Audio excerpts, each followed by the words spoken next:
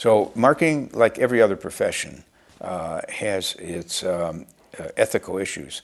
Now, let's take Peter Drucker. Peter Drucker may not have commented directly on marketing behaviors, but he certainly took a humanistic view.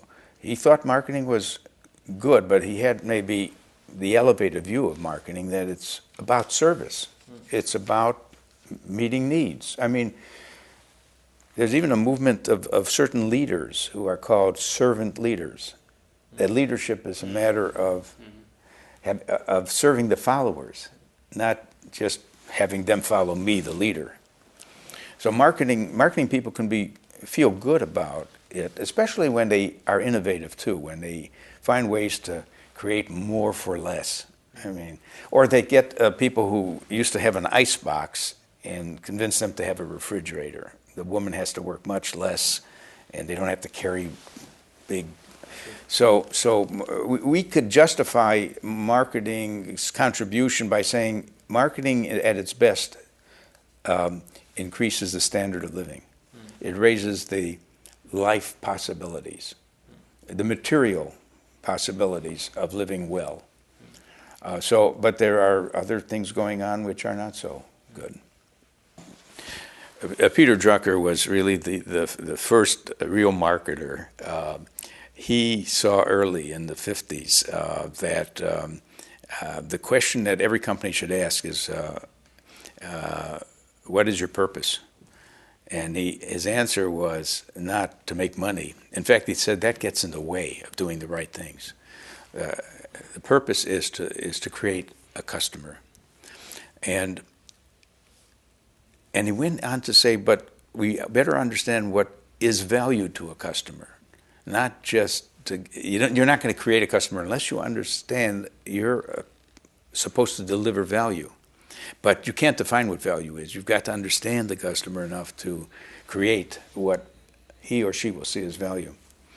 But altogether, he saw it as a service philosophy, that businesses exist to serve. And Peter Drucker always saw that a company was more than just an economic machine. It was a social organization, and that it had social responsibilities. I mean, he wrote early about what became corporate social responsibility and so on.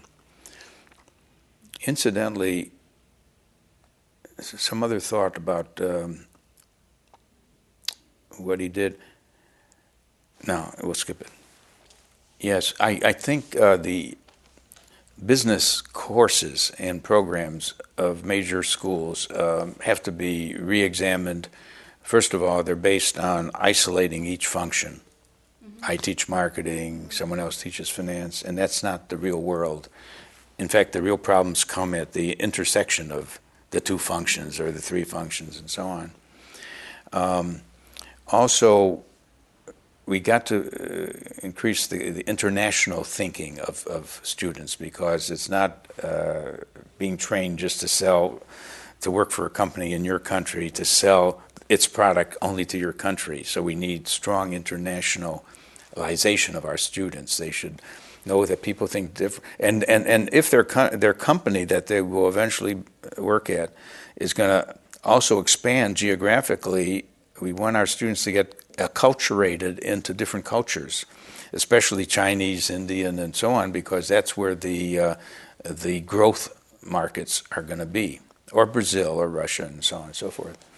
So I would say basically marketing education itself, leaving the other functions aside, don't we have to change the content of a marketing education? Mm-hmm.